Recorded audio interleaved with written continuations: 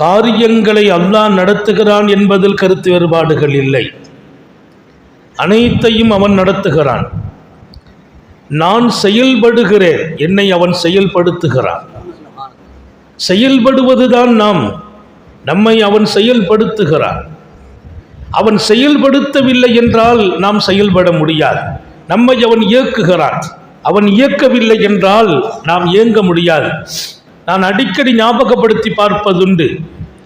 காத்தமுன் நபியின் ஸல்லல்லாஹு அலைஹி வஸல்லம் இந்த நுபுவத்தினுடைய அருமையான செய்திகளை கொண்டு சேர்க்க போகிற போதெல்லாம், ஒவ்வொருவர்களையும் சந்திக்கிற போதெல்லாம் தன்னுடைய திறமை குறித்து பேசியதில்லை. நான் முடித்து வருவேன் என்று சொன்னதில்லை. இன்னும் அவருக்கு ஏன் தங்களுடைய நெருக்கம் கிடைக்கவில்லை என்று கேட்ட போதெல்லாம் என் ரப்பின் அனுமதி கிடைக்கவில்லை என்றார்கள். அபூ தாலிபுக்கு கூட கிடைக்கவில்லை, அனுமதி அல்லாஹ் கொடுக்க வேண்டும். இன்னக லா தஹ்தி மன் அஹ்பப்த, தங்களுக்கே நேசமானவர்கள், அதைவிட பாக்கியம் உலகத்தில் வேறு யார்?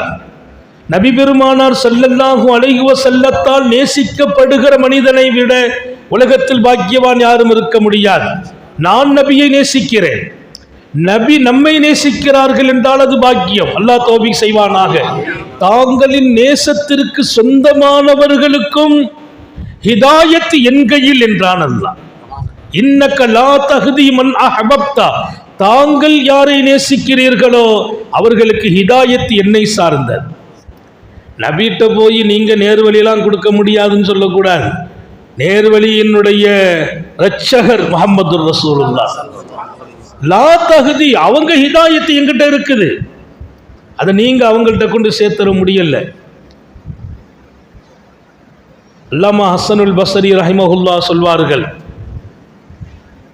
குணம், அன்பு, இறை நெருக்கம், சரியான இலக்கை நோக்கி பயணிக்கும் நசீப், இது எல்லாம் கிடைத்த ஒருவருக்கு ஹிதாயத்து கிடைக்காம போனதை கண்டு ஆச்சரியப்பட்டேன் என்றார்.